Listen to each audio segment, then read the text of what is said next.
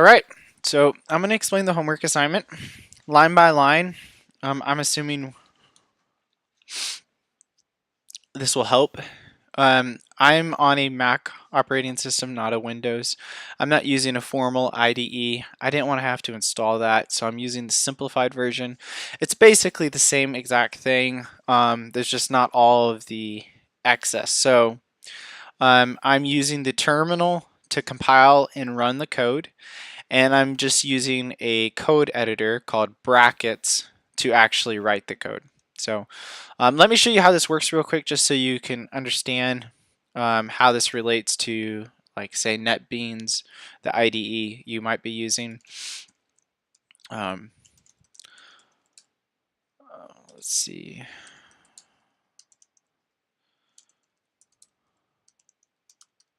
So I'm just navigating to the file where I have the Java written.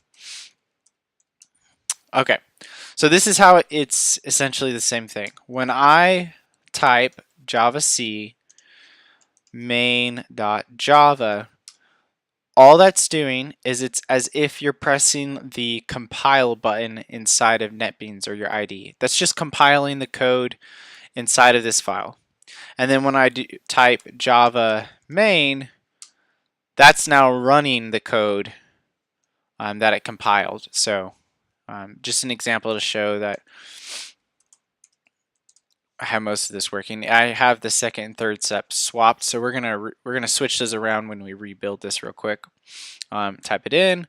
It's gonna say first pass, so it's replacing the A's, and now this is rotating the positions of the first and second. So M and Y switch, P and number sign switch, S and S switch, O and W switch, D and R switch, and then I shift them. So we're gonna change that in the final version. But I just wanted to show you that that is the exact same thing as pressing compile and then pressing run. Okay, so now that you know that, we're going to go ahead and start building this. So I'm going to create a, delete this, I don't know why that's there. I'm going to create a new file, and it's going to be encrypt.java. All right. I'm gonna have open the file I've already written, just so I can walk through it as I write. Okay, so the first thing we need to do is we need to declare the public class that we will be running all of the code in. So public class, and it has to be the same name as the file. So encrypt. Okay, I'm gonna open that up. I'm gonna save that. And then we have to do the first method function. I don't know what they call it inside of Java, but this is essentially going to be initiated at the start, and inside of this is where we're going to run all of our code. Okay, so just to make sure that this is working, we're going to print a line that is the prompt. Please type your username or password here. Okay, and now we're just going to compile and run this real quick to make sure everything is running. Javac encrypt.java. Okay, compiled, and as you can see, a new file was created. The new file is encrypt.class. So if we run Java encrypt, there we go. Please type your username and password here. All right. So the first step was prompt user for information. The next step is to get information from user. All right, so to read in input from the user, we're going to need to import a library. This is java.util.scanner. So it's really just a utility. That's what that util stands for. It's utility scanner. So we're importing the utility scanner library. Import library. Okay. All right, and now here we are going to create a scanner object. So you haven't gotten into classes and objects yet, I'm assuming. So I won't go into too much depth about this yet, but really what that is when you create a class, you're creating code, giving it like functions, giving it information, algorithms, and then when you create an object of the class, you're essentially copying all that code and putting it into the object. So this is how you declare a new object that's a scanner object. So it's copying all the information from scanner and it's putting it into this user input variable, which is an object. And by now having that user input variable, we can access the code that's within scanner. If that doesn't make too much sense, it's fine for now, just as long as you can follow along and see how it's being used. So we need to create a string. So we need to create a string that is the username or the password. So create username or password string. So we're going to declare it as a string. We're going to name it. Let's just use the most obvious name. It's an unencrypted string. Unencrypted string. And we are going to set it to user input, so the variable, the object that we just declared, dot next line. Okay, so what's happening here is within that object, there's a function called next line. And what that function does is it gets information from the next line in the terminal from the user and stores it into unencrypted string variable. So we're now going to test this to make sure this works. So we're going to go back to the terminal. We're going to recompile. Okay, compiled properly. And now we're going to rerun. All right, please type your username or password. Password. There it goes. It ran. Okay. So that's successfully working. Okay. The next step is let's just print out the string to make sure it's storing in the variable properly. So print out string that the user put into the terminal system.out.ln you entered string and then I find it easier just to copy and paste the variables because you don't want to have short variable names, and the reason why is because short variable names can become confusing to read. You can get lost and not understand what it was you were coding. So if you use very explicit variable names, sometimes they get long, but that's fine because you can just copy and paste. So all right, let's do it again. Every step of the way you want to compile and retest it to make sure it worked. All right, so it says you entered string, my password. So it got the right string. Awesome. Okay, so we're gonna now close the user input object. And the reason we do this is for memory. This frees up the memory that was allocated to this object and prevents any sort of like memory leaks or other issues. It's also when I was reading in the documentation, they said that you should do that, and if the documentation says you should do it, you should do it.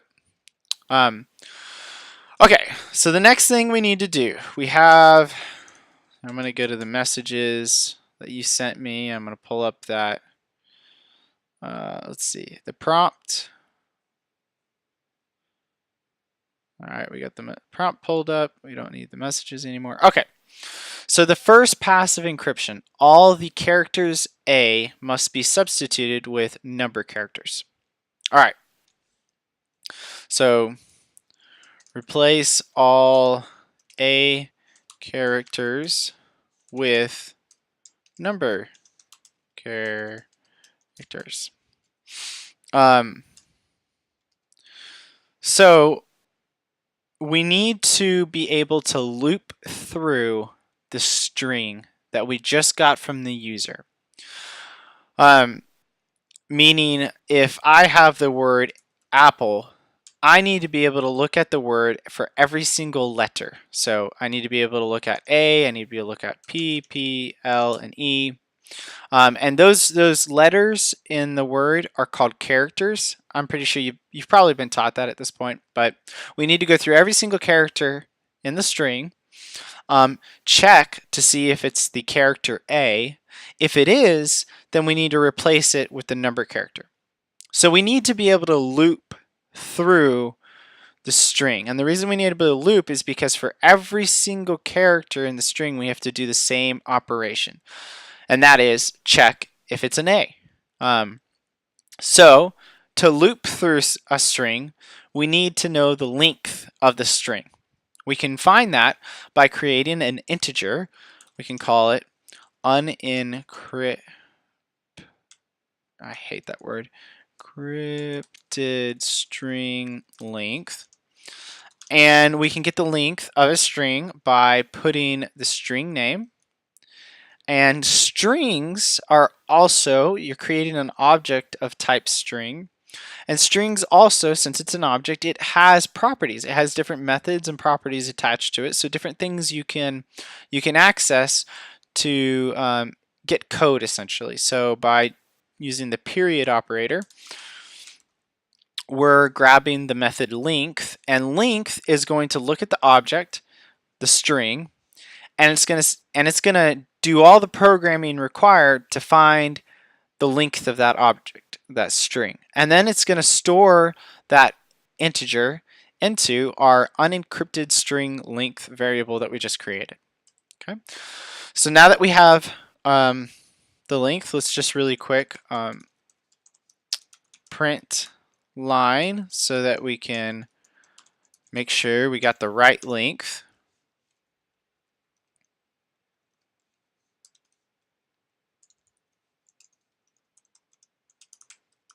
So I'm going to call these debugging prints from now on. That way, when we're done with the program, we can just search debug println and then comment out all of these unnecessary outputs. So let's recompile and let's recheck. Okay, so let's just do apple. It's easy. It's 5 characters. All right, so you entered the string apple and length is 5. So it counted 5 integers. It's perfect. That means we are able to get the length. I'm just going to go ahead and comment that out now. I'm going to comment that out now as well. We don't need either of those for the final project. Okay, so now that we have the length, we can loop through the string. So to do that, we're going to use a for loop. We're going to do an integer x is equal to 0. So that's your, and actually I don't like using the variable x because it doesn't make sense to me. The variable I makes more sense because I stands for index, and index is the position you're at. So it makes more sense, so I'm going to use I. You can use whatever character you want. So then I is less than the length of the string. Okay. I plus plus. Okay, so essentially that means we're going to start our index at 0. Integer I is equal to 0. And as long as I is less than the length that we just got, the length of the string, we're going to do whatever operation we want to do here. And then we're going to add 1 to I. And then we're going to check again, is I less than unencrypted string length? If it's not, we're going to do the operation again. We're going to add again to I, so on and so forth until I is equal to equal to unencrypted string length. Now what this means, because it's iterating from 0 to 4, and here's what I mean. So we're going to do system dot, and I'll show you what I mean by printing this out. But essentially, if this was let's see. So essentially, when this becomes the integer becomes 5, it's now not less than unencrypted string length because unencrypted string length is 5. So it would stop. However, by starting it at 0 instead of 1, we're still going to get 5 characters, which works because the length of the string we put in was 5 in that situation. So I'm gonna show you real quick what I mean by that and print this out. So string position. Okay, let's see. And then we're just going to print out I. Encrypt. Run. Apple. So Apple has 5. So you see 0 through 4 is the actual index. However, if you count that, 0 through 4 is 5 positions. So I hope that makes sense. It's important to keep this in mind. Arrays are indexed starting at 0, not at 1. So it can sometimes get confusing. Okay, that was just a debug to show you, and we also know now that our string is properly being looped through, or at least we have a loop. Well, we're not actually looping through the string yet. What we have is a loop that goes as many times as the length of our string, but we're not actually accessing our string.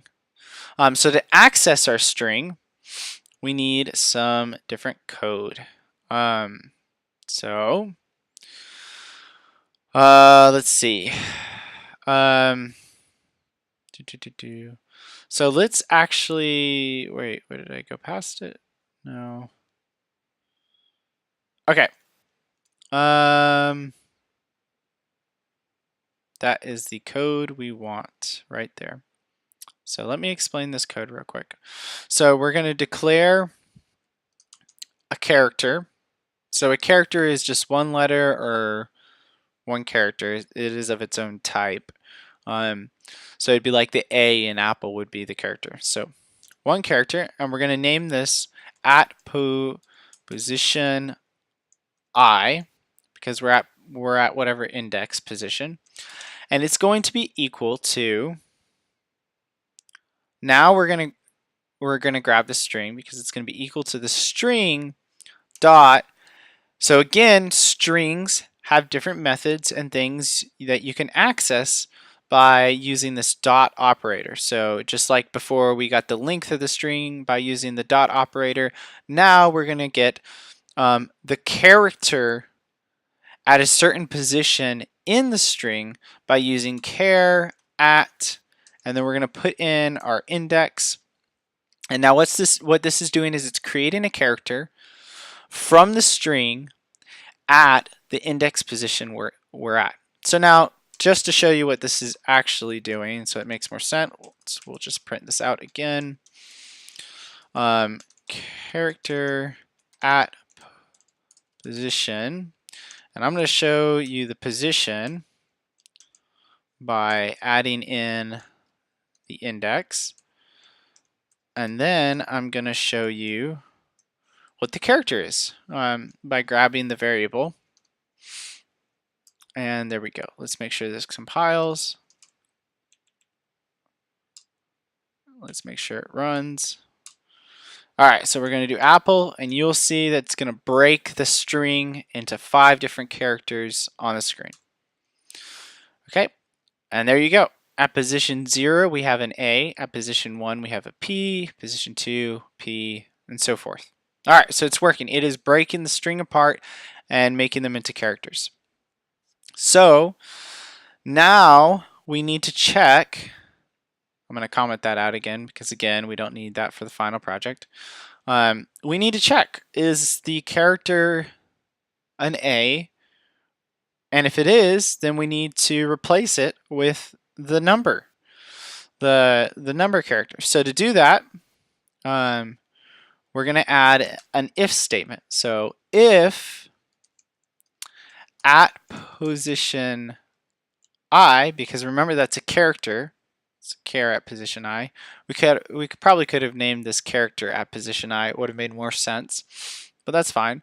So if it's equal to A, so this is checking, this is an equivalent. Don't just put one equal sign. That's actually going to try to store the value A into at position I, which we don't want. We're checking to see if it's equivalent. So that's two equal signs. So if it is equal to A, we need to store the value number, or the character number sign. If it's not equal to A, so else, so any other condition, we need to store the character that it already is. Okay, so essentially what we're doing is we're building a new string. We're not editing the old string. Where's the old string? We're not editing the old string. We're actually building a new string, and we're building it based on what we read with every character. So to build a new string, we actually need to go back up here, and we need to create a string builder object. So create a string builder object, and this is exactly what it sounds like. You access it by creating, by calling the class. So this calls the class, this names the variable or the object that I want, the name of the object, and then I create new string builder. And that creates a new string builder object within the variable string builder. And this does exactly what it sounds like. It's going to build our string. So how do we do that? Well, we go back into our loop and we say if at position I it's equal to A, then we're going to do string builder dot append, and we're going to give it the number character. Otherwise, we're going to go string builder dot append, and so this takes in a character value. Well, we already have a character value up here. If it's not an A, we don't want to change it. We just want to put in what we already saw. So we're going to just put back in that. Let's make sure that's correct. Yeah, okay.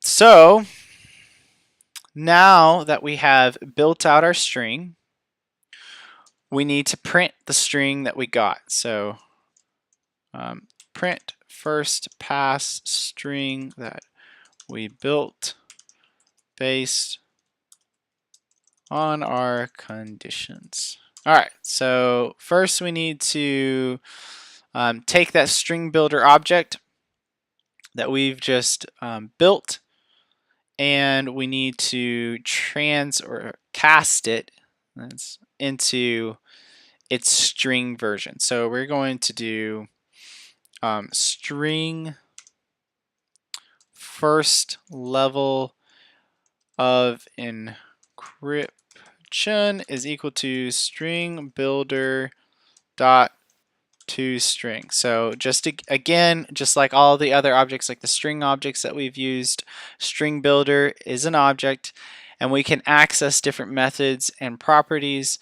One method is toString. It looks at the string builder object with all the characters inside of it, which is essentially an array of characters, and it can turn it into a string and store it into the object string first level of encryption. And then debug ln, we're just going to check to make sure that we actually got the proper string.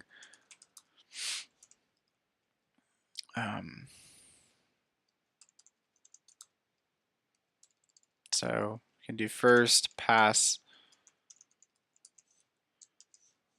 No, again, just going to copy paste the variable. All right, we're going to try to run this.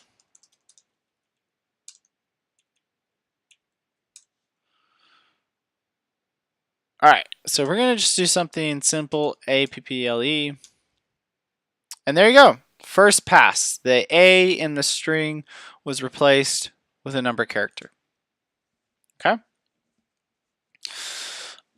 All right, let's move on to the next part. So the next part, if we look back at the assignment, the next part is to shift to the right with the final three letters coming to the front. So this is a little misleading because when I read it first, I thought, okay, shift to the right. So that just means we're shifting every character once to the right. Well, if it wants the final three letters coming to the front, and if you look at the example carefully, what you'll see is he's actually shifting the whole string, or yeah, the whole string to the right 3 index positions, and he's taking the last 3 and putting them at the front. So what that means is he's shifting it 3 times, by 3 positions essentially, not by 1. So it's a little, a little confusing. The example helps a lot to clear it up. So we are going to need to create that loop. Again, it's just a loop. You're going to loop through the string, and you're going to create a new string based on the old string, but all the positions to the right. So let's do that. Okay. So at this point, it's probably more useful, instead of working directly with the strings, it's probably more useful to create arrays from the string. And I'll show you why in just a second. So, but to do that, we're going to create an empty character array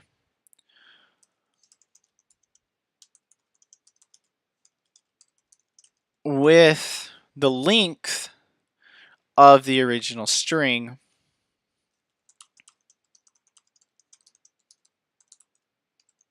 because arrays, they need, you can create them so that they can dynamically grow based on how much information you're just appending to them, but it's a little more complex, and so we're just going to declare it with 5 or however many spots it needs, elements that it needs to start with. So to do that, there is this method. Where is it?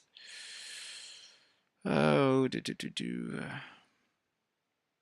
okay, so it is character array. So we're going to call this array of first level encryption string is equal to. Okay, so now to do this,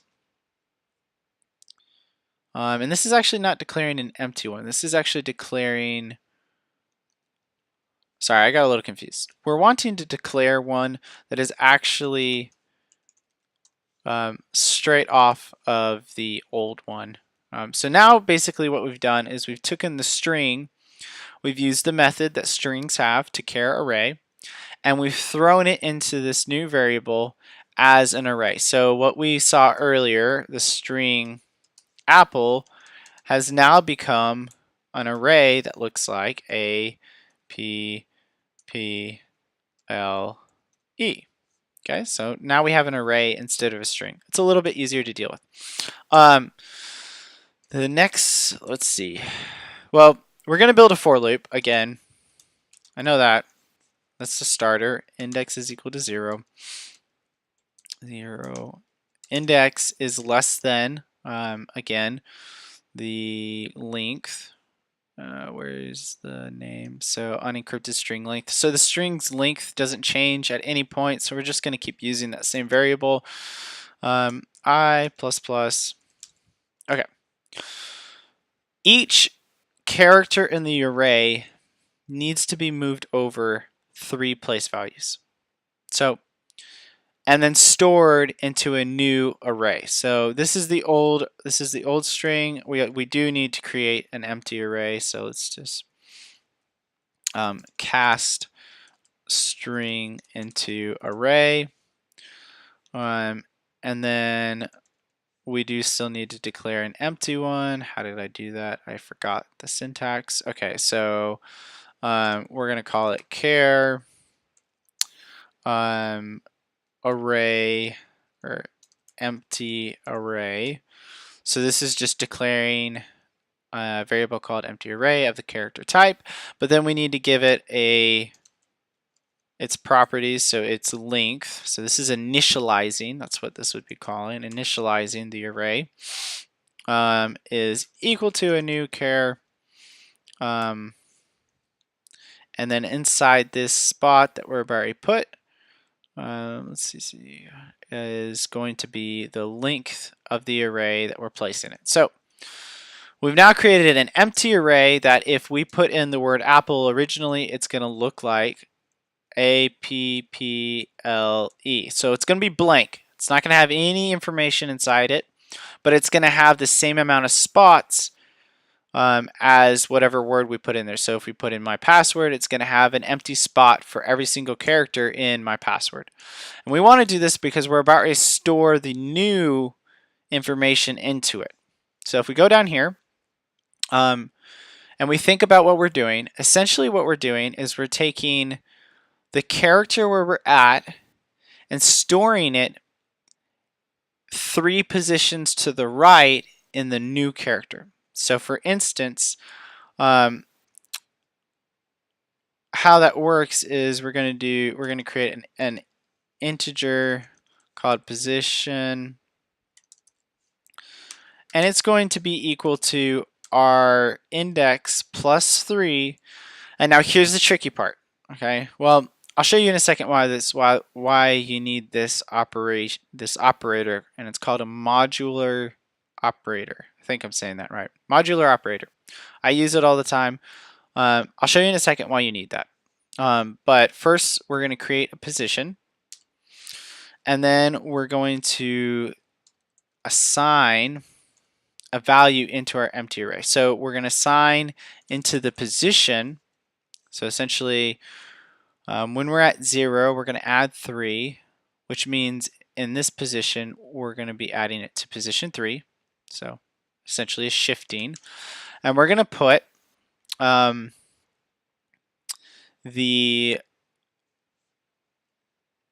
first character. So essentially what this is going to do, if you think about this, is it's going, okay, you have this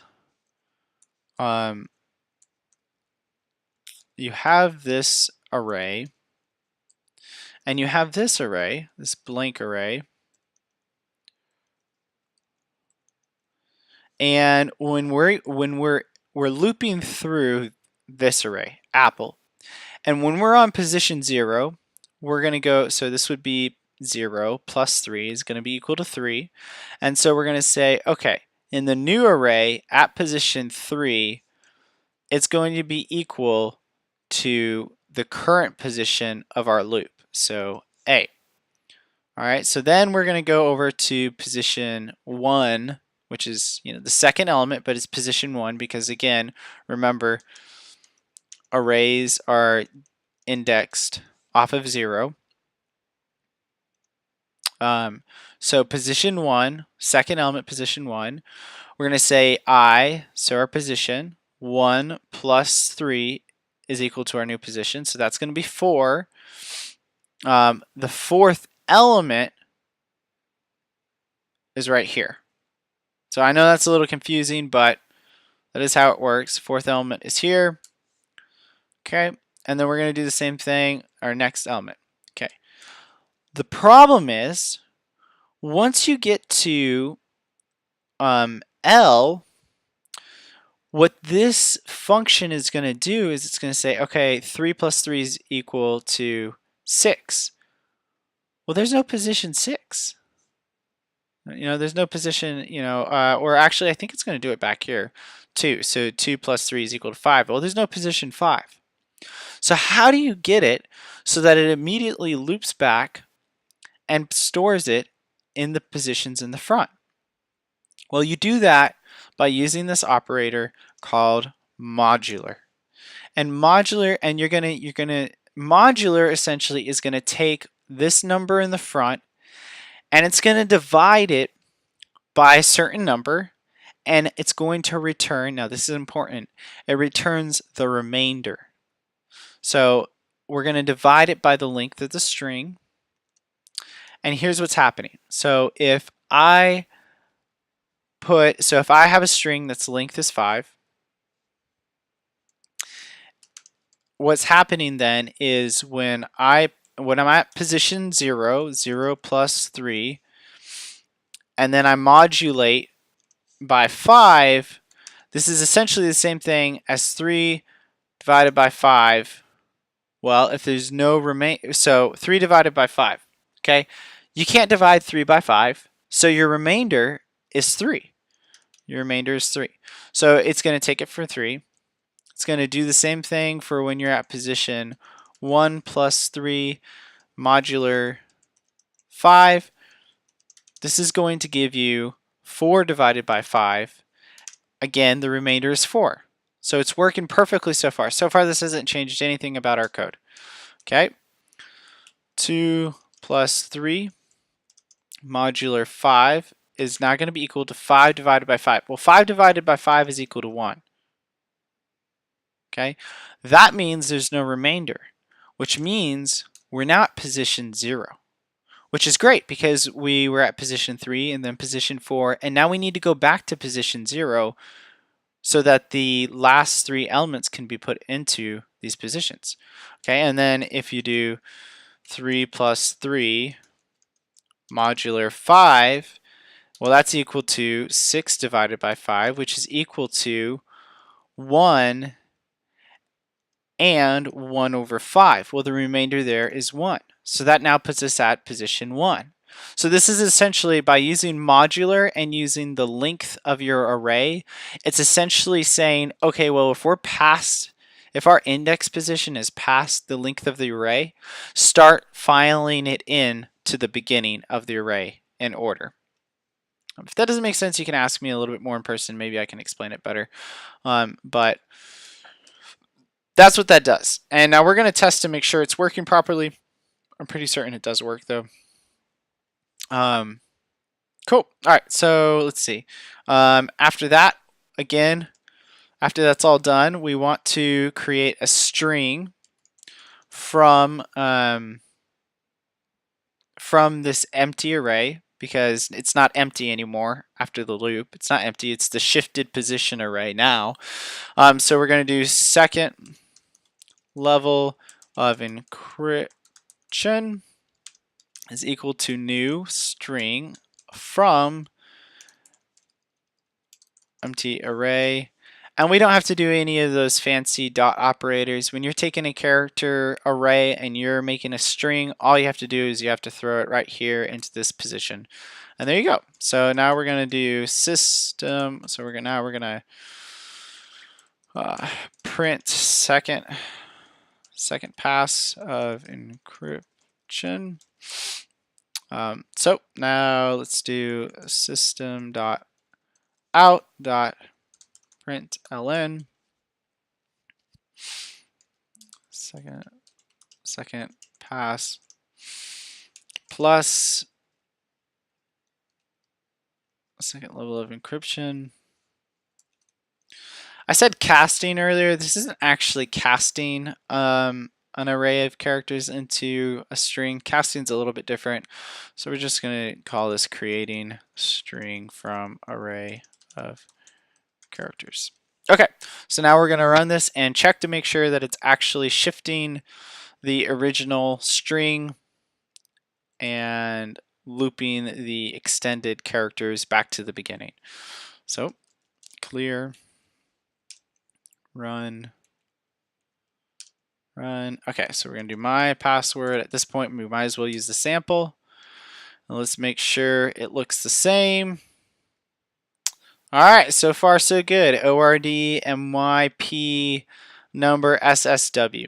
All right, so the last part is to swap their immediate neighbor. Now this is a little tricky. He's not saying as you loop through every position, look to the next its neighbor and swap it. He's saying its immediate neighbor. So for instance, instead of O being swapped with R, and then looking at O and swapping it with D, and then so essentially O would, and then keep doing that pattern, so O would end up at the end. He's saying for every pair of characters there are, swap them. So O and R get swapped, R and O, D and M get swapped, M and D, Y and P, and so on forth. So you're looking at each pair. That makes it a little tricky. However, the trick to this is when you're looping, you don't have to loop by +1. You can loop by +2. And that's really the trick to this. So again, we're going to create a character array from the string.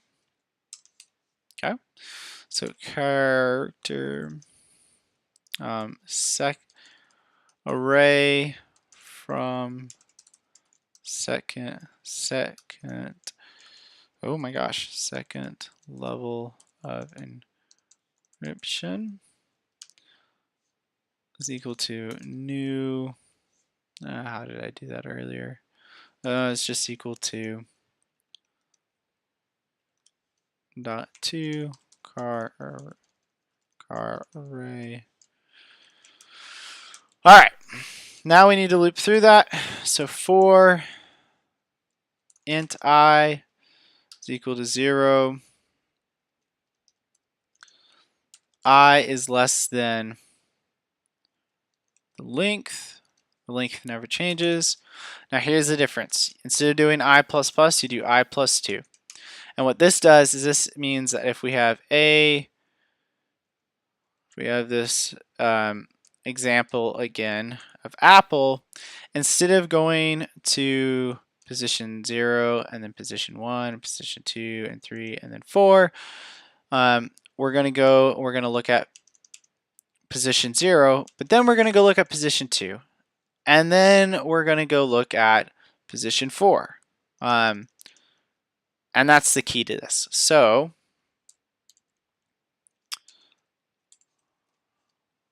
let's go right here.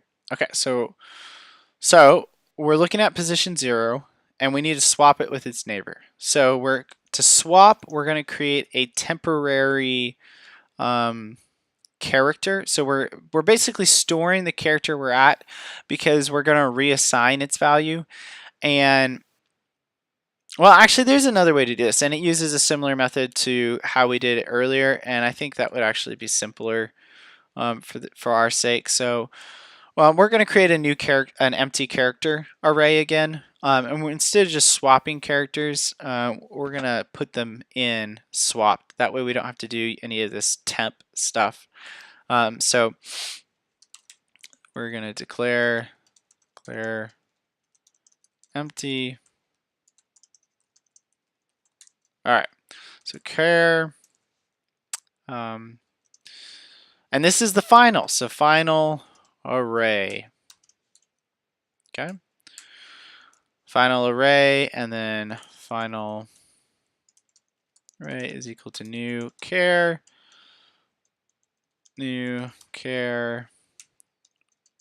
lowercase.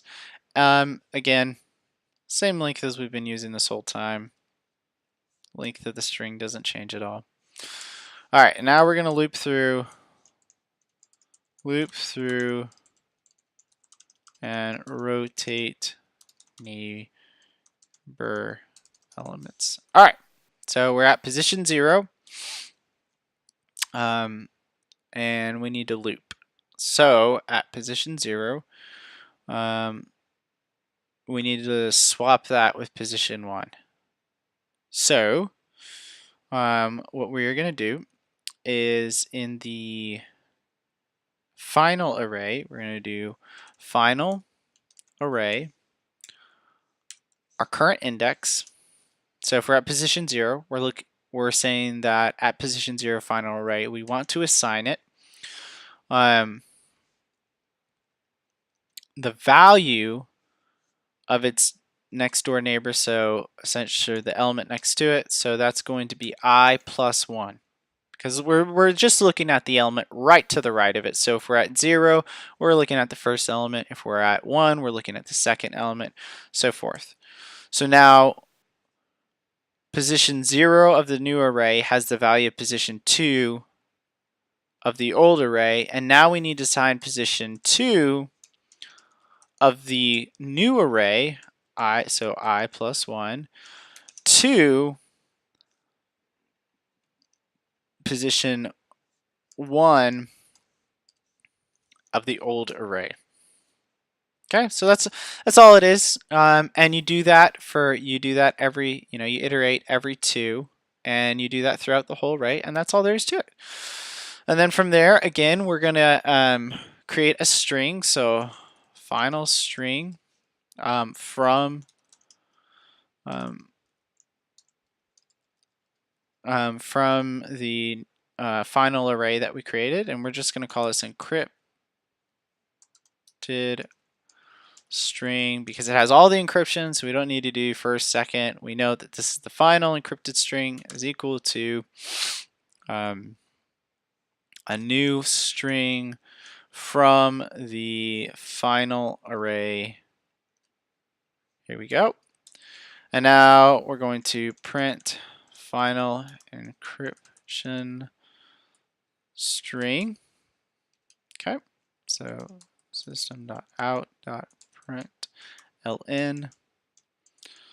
How does he verb it? Third pass plus your encrypted string. And let's make sure this works. Oh, we got an error. So we did something wrong. I typed something in wrong. That's it. So you can't do x, or you can't do y plus 2. It has to be y is equal to y plus 2. So essentially saying whatever y was, or I, not y, whatever I was is equal to i's current value plus 2. So that's the same thing as I plus plus essentially is what it's doing is it's doing I is equal to I plus 1. It's the same thing, but it's I plus 2. So forgot, that's the correct syntax right there. Okay, so we're going to rerun that. No errors this time. We're going to run it, and we're going to type in my password, and we're going to compare the results. And ROMDPYS number WS. All right, looks like it's working. So we're going to clear that, and we're going to run it again. I'm going to put in something else like Apple. Oh no, we got an error. Okay, we got an error. Why did we get that error? We're going to check. It's saying at line 76 we have an issue, and it's saying that something, the index 5 is out of bounds for length 5. Something is amiss, and this might be because we were working with this works on pairs. So it's probably looking right here when you get to 4. So for instance, for Apple,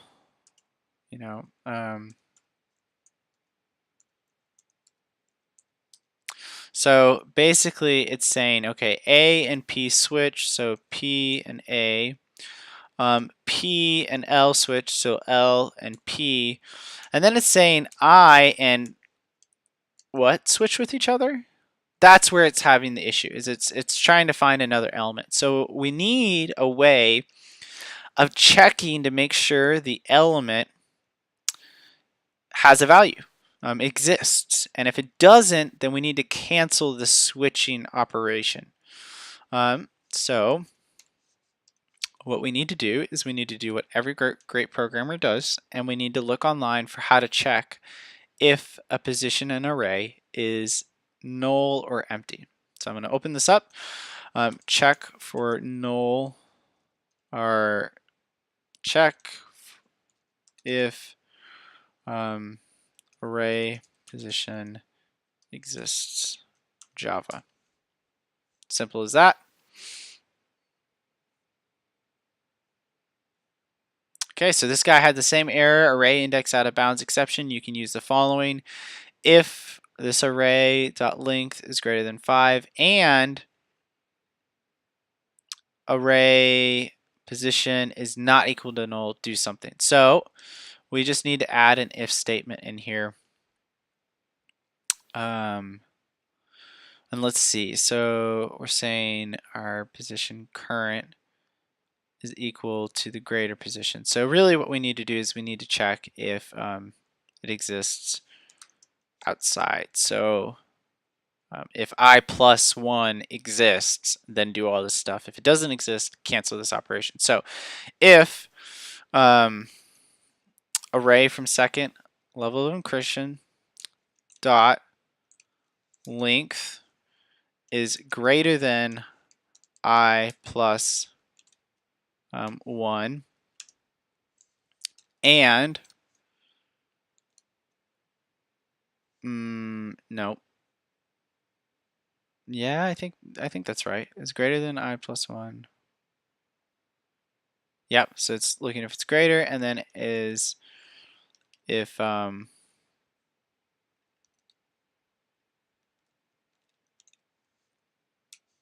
plus 1, whoops, I plus 1. So if it's greater than that, and if its value is not equal to null, then we'll do the operation. Otherwise, we're just going to ignore it. And we don't need to put anything in for that. And by the way, just so you know, Stack Overflow is going to be your best friend going through high school, college, and if you became a professional programmer, this is the place where you get a lot of answers to questions you don't understand. So we're going to run that again, and we're going to check to see if that worked. It makes sense, so I think it will work. But if it doesn't work, we need to figure out why. So, okay, so what's going on? It's saying just first character, second type, no. Did I do something wrong?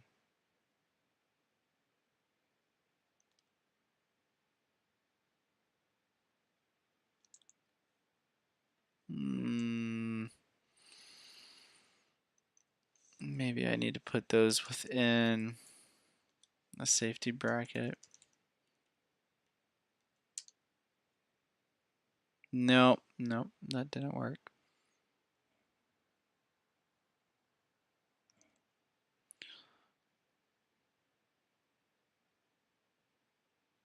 That's not working.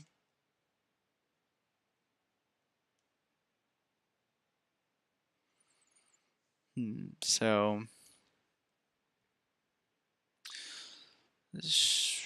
I would think this would work, but maybe we need to do position is equal to I plus 1 and then check position. It might not be allowing the operation inside of that.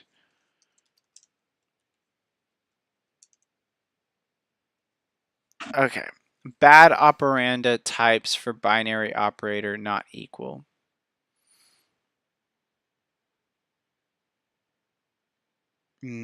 First type is a char, second type is null. But that should mean that it's passing the inspection. Let's see if somebody else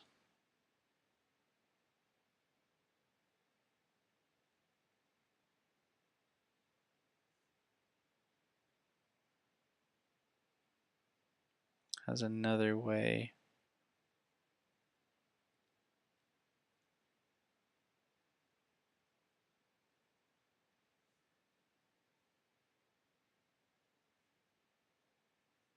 Let's see if someone else has a different way of doing that.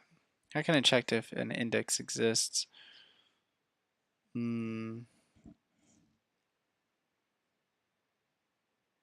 Actually, there's such a better way to do this.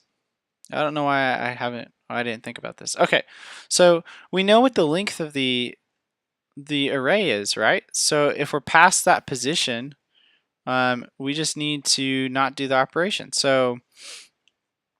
Um, so really what we need to do is we need to say if position is greater than unencrypted string length, because that's the original length of this, or actually if it's less than unencrypted string length, then do the operation. So basically this is going to say if we're at 5, or position 4 plus 1 is 5, and that means it's going to be greater than the length, or position isn't going to be less than the length anymore. Position isn't going to be less than, then don't do it. But if the position is less than, then keep doing it. So that actually right there should do it. We don't need to check to see if it's empty. We just need to check to make sure it's in bounds. And let's see how this works. Apple, this is an odd number of characters, so it should test it. And it looks like it did get rid of the error, but it replaced, okay, so it replaced the supposed empty character that would have come next into there. But really what we wanted it to do is we wanted it to stay put. We didn't want it to go anywhere. 0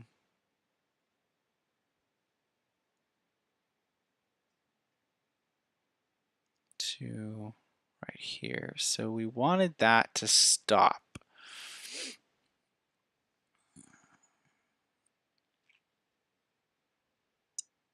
So really we're checking if its position plus 2 is in bounds, not if it's, I think that will work. No. Nope. Still gave the same issue.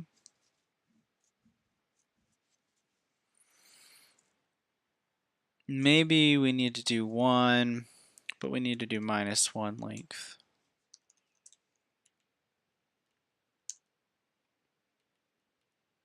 Okay, let's check that. Nope, didn't do it again. Seem to not be understanding something about this problem properly. Because we want that P to just stay there and not rotate with anything.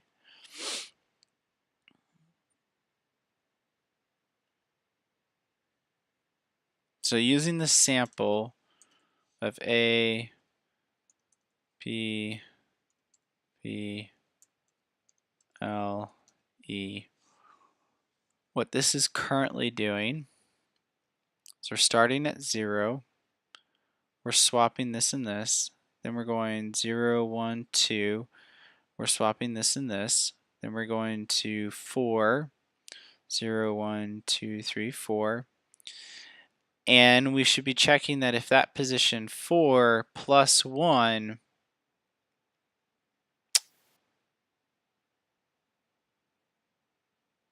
so 4 plus 1 is going to be 5. We said this is equal to 5, so position 5.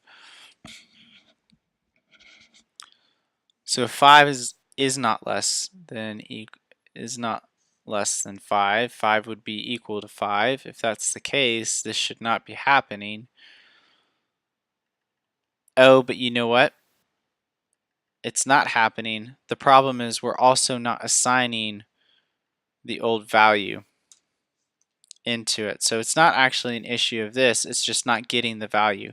So if it is greater, then what we need to do is we need to take the final character and store it into the final position. So that really just means final array I is equal to array from second. So where I'm at currently, which would be the last position, is equal to the last position of the last one.